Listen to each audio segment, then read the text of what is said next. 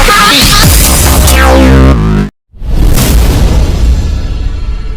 तो कैसे देख रहे हैं जो रेल हादसा इस टाइम पे हुआ है, तो कैसे देख रहे हैं उसको? देखिए लगातार 7-8 बड़े हादसे हो चुके हैं जी। और हमारे जो रेल मंत्री है जी। वो एक रील पीआर बन के रह चुके हैं। जी। तो बताइए इसकी कोई जिम्मेदारी तो लेगा? जी। ये इस सरकार इतनी अहंकार में अपनी डूब चुकी है, सरकार बनाने और तोड़ने में इनका ध्यान रहता है, ना कि इस चीज़ में ध्यान है कि रेल हादसे कैसे रोके जाए। जी। कहाँ गया वो सुरक्षा कवच की बात करते जो दूसरी ट्रेन को देख के ऑटोमेटिकली दूसरी ट्रेन रुक जाएगी। या तो फिर भारतीय जनता पार्टी की कथनी और करनी में फ़र्क है, कहती कुछ है और करती कुछ है। देश को सपना दिखाती है सुरक्षा का और जब हादसा मिलता है हकीकत में तो हादसे मिलते हैं। तो इससे कोई सबक ना लेके पिछले 12 साल से भी इन्होंने सबक ना लेके इन्होंने आगे भी यही रवैया रखा और आज फिर एक बड़ा हादसा हुआ है। एक खड़ी ट्रेन में जाके एक पैसेंजर ट्रेन टकरा रही है और फिर बात करते हैं तो दिखाते हैं वैष्णव कि ऐसे 2 ट्रेनें आएंगी और अपने आप ऑटोमेटिकली रुक जाएगी, ऐसे सुरक्षा कवच लगे। तो वो कहाँ गए? देश जानना चाहता है सुरक्षा कवच कहाँ गए। और अगर ये किसी की मानवीय भूल है या किसी मंत्री की अधिकारी की भूल है तो वो जिम्मेदारी क्यों नहीं लेता और क्यों नहीं इस्तीफा देते? तो प्रधानमंत्री जी क्यों मौन है? क्यों उनके मुंह पे चुप्पी है? क्यों नहीं वो रेल मंत्री से इस्तीफा मांगते और इसकी जांच कराती? जो भी दोषी है उसको जेल कड़ी से कड़ी सजा होनी चाहिए और जेल भेजा जाना चाहिए। तो क्या लगता है आपने जो ये कैंडल मार्च यात्रा निकाली है उससे वो इस्तीफा दे देंगे? देखिए आज तो हम उनको एक नम्र श्रद्धांजलि देने जो उनमें जिन हादसे में जो घायल हुए हैं जो जिनकी मृत्यु हुई है, लेकिन उसके साथ हम एक मांग भी करते हैं। देश जानना चाहता है कि एक के बाद इतने बड़े हादसे हो चुके हैं तो उसकी आज तक कोई इसकी जिम्मेदारी लेने को तैयार नहीं है और ये भी हादसा ऐसे फाइलों के नीचे दब जाएगा। तो हम चाहते हैं इसकी कोई तो जिम्मेदारी ले। तो क्यों नहीं मंत्री जी इस्तीफा देते नैतिक तौर पे और इसकी जांच कराते? जो भी दोषी होगा उसको सजा होनी चाहिए कड़ी से कड़ी, जिससे कि आने वाले वक्त में ऐसे बड़े हादसे ना हो। जी। तो क्या लगता है कि हादसे बंद हो जाएंगे इन सब चीज़ों के बाद? बिल्कुल, जब किसी पे कठोर कार्रवाई होगी और मंत्री के इस्तीफे लिए जाएंगे तो वो अपनी काम जिम्मेदारी से करेंगे और ऑफिस में बैठेंगे, ना कि रील बनाएंगे। तो अब वो ध्यान उनका इस चीज़ में होगा कैसे लोगों की सुरक्षा बढ़ाई जाए। किराया बढ़ाया जा रहा है लेकिन लोगों की सुरक्षा नहीं बढ़ाई जा रही है, क्योंकि हिंदुस्तान में जान की और माल की कोई कीमत नहीं रहेगी ये इस सरकार के लिए। इस सरकार का सिर्फ एक ही मकसद, कैसे सरकार बनाई जाए और कैसे सरकार तोड़ी जाए, कैसे विपक्षियों के ऊपर केस लादे जाए, उनको जेल के अंदर भेजा जाए और जो असल में इन हादसों के जिम्मेदार होते हैं उनको कोई सजा नहीं मिलती है।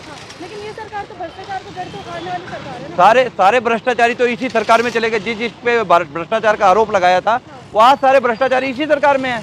तो इनकी कथनी करनी में फर्क है, कहते कुछ है करते कुछ हो रहे हैं। लेकिन 24 से पहले तो आप लोग कहते थे ना कि पूरी बहुमत से आपकी सरकार आएगी। तो आप बताइए ना बहुमत क्या हुआ? इन्होंने 50 से 60 सीटें जो धांधली करके जीती है उनको अगर हटा दे तो ये सरकार ना तो आज बहुमत में ही है और ना आती। तो ये सरकार नैतिक तौर पे हार चुकी है। हार पे मंथन करना चाहिए। क्यों हमारी 63 सीटें कम हुई है? क्यों उत्तर प्रदेश में और हरियाणा में, राजस्थान में हमारे खिलाफ जनादेश गया है? तो हिंदी बेल्ट में इनका विरोध था, साउथ में तो इनका कुछ था। जो हम शुरू से कह रहे थे साउथ में साफ है और हिंदी भाषी में नॉर्थ में हाफ है। तो वही रिजल्ट आए हैं। उनको नैतिक तौर पे जिम्मेदारी देने, प्रधानमंत्री को कोई औचिक अधिकार नहीं है प्रधानमंत्री अपने शपथ लेने का। उन्होंने मंथन करना चाहिए क्यों जनता उनके खिलाफ है। तो क्या लग रहा है फिर आप कैसे देख रहे हैं फिर मामला को, जितने मामला हो रहे हैं? अच्छा, रेल की जो आप बात कर रहे हैं ऐसे हादसे तो पहले भी हो चुके हैं। तो बता रहे ना ये हादसे होते हैं लगातार, कोई इसकी जिम्मेदारी नहीं लेता। आज तक किसी की सजा नहीं हुई है, कोई जिम्मेदारी तय नहीं हुई है, इसीलिए लगातार एक के बाद ये हादसे बढ़ते जा रहे हैं। तो हिंदुस्तान के रेल मंत्री एक रेल मंत्री बन चुके हैं। हम उनकी आंखों को खोलने के लिए आज यहाँ पे आज जो शांतिपूर्ण प्रोटेस्ट हुआ है उसको करने के लिए आए। जो आज देखा पश्चिम बंगाल के अंदर जिस तरह के रेल हादसा हुआ है और उस रेल हादसे के अंदर जिस तरह से लोगों की मृत्यु हुई है, एक दुर्घटना नहीं है। इसको ना अगर आप देखेंगे तो एक साजिश के तहत इसको देखा जाएगा। अब ये कहते हैं कि ये दुर्घटना है। दुर्घटना, ऐसी दुर्घटना बार बार हिंदुस्तान के अंदर हो क्यों रही है? ये इनकी लापरवाही है। अगर इनकी लापरवाही जो ये लापरवाही करते हैं, अगर इस लापरवाही को ना करें तो शायद ही ऐसे हादसे हों। आज जो हम देख रहे हैं, जो आज हिंदुस्तान की सरकार है, आज ये विफल सरकार है। अब विफल सरकार है। आज आपने देखा होगा कि ये मैंडेट से दूर रह चुके हैं। पहले इनकी पहले पूर्ण बहुमत की सरकार थी। अगर ये अच्छे काम किए होते इन लोगों ने तो ये सरकार पूर्ण बहुमत की आती। आज ये अल्पमत की सरकार है।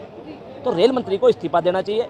आज से पहले जितनी भी सरकारें बनी हैं, जिस भी विभाग के मंत्री के साथ यहाँ हादसा हुआ है, उन्होंने तुरंत अपने ऊपर सारी चीज़ें लेकर, अपनी जिम्मेवारी लेकर इस्तीफा दिया है। तो क्या लगता है आप ये जो कैंडल मार्च यात्रा निकाल रहे हैं इससे क्या लगता है आपको कुछ फायदा होने वाला है? देखिए, फायदा और नुकसान कांग्रेस नहीं देखती। कांग्रेस, हम राहुल जी के सिपाही हैं, हम राहुल गांधी के सिपाही हैं। हम हिंदुस्तान की जनता के लिए लड़ाई लड़ते हैं और जो लड़ाई लड़ते आए हैं हम आज तक। आज जिस तरह से ये नरसंहार हुआ है, मैं इसे नरसंहार कहूँगा, इसलिए कहूँगा कि जानबूझकर जब उन्हें पता है कि हमारे यहाँ प्रॉब्लम है, रेल इसमें पटड़ी पे प्रॉब्लम है, एक ही पटड़ी पे 2 रेल आई और 2 रेल आई, एक रेल मालगाड़ी उसके ऊपर चढ़ गई जिससे कि इन लोगों की मृत्यु हुई है। तो मेरा मानना ये है कि फ़ायदा और नुकसान की बात कांग्रेस कभी नहीं करती। ये बीजेपी सरकार नहीं है, ये हिंदू मुस्लिम करने वाली सरकार नहीं है, ये देश में फूट डालने वाली सरकार नहीं है, ये पाकिस्तान और हिंदुस्तान करने वाली सरकार नहीं है, सरकार है।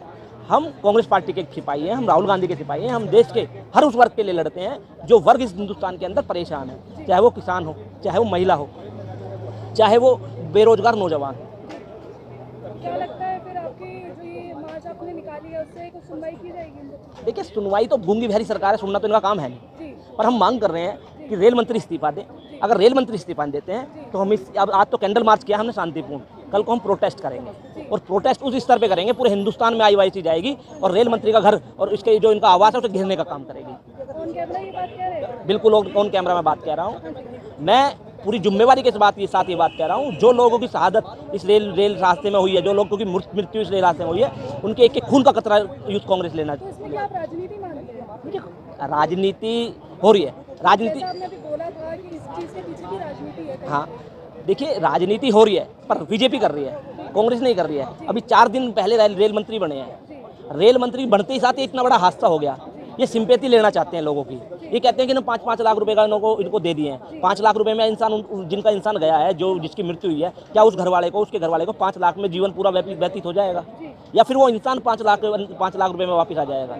उसमें देखिए, सबसे बड़ी बात, उसमें कोई रेल मंत्री के घर परिवार का बच्चा नहीं था, उसमें कोई इंसान रेल मंत्री के परिवार का नहीं था, उसमें कोई प्रधानमंत्री के परिवार का कोई रेल मंत्री उस रेल के अंदर नहीं था, उसमें कोई पूरे जितने इनके मंत्री बने हैं उस परिवार से कोई भी नहीं था, क्योंकि ये चलते हैं चार्टर्ड प्लेन से, ये प्राइवेट प्लेन से चलते हैं, ये रेल में नहीं चलते।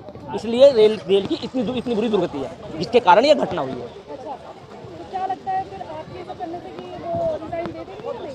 देखिए, रिजाइन दे देना चाहिए इन्हें, क्योंकि ये नैतिक आधार पर उनकी जिम्मेवारी बनती है। सर, इससे पहले भी कह रहे हैं हादसे हुए, तो उसको भी राजनीति नहीं गिनते हैं? नहीं, राजनीति, देखिए, राजनीति एक अलग चीज़ है। ये राजनीति हम हिंदुस्तान की जो जनता है, जो राजनीति, जो अब लोगों की मृत्यु हुई है, हम उनके ऊपर राजनीति नहीं कर रहे हैं। ये नैतिकता के आधार पर हम उनका इस्तीफा मांग रहे हैं, उनको देना चाहिए, ताकि आने वाला कोई भी रेल मंत्री इस तरह की लापरवाही ना करे और ये घटना ना हो पाए।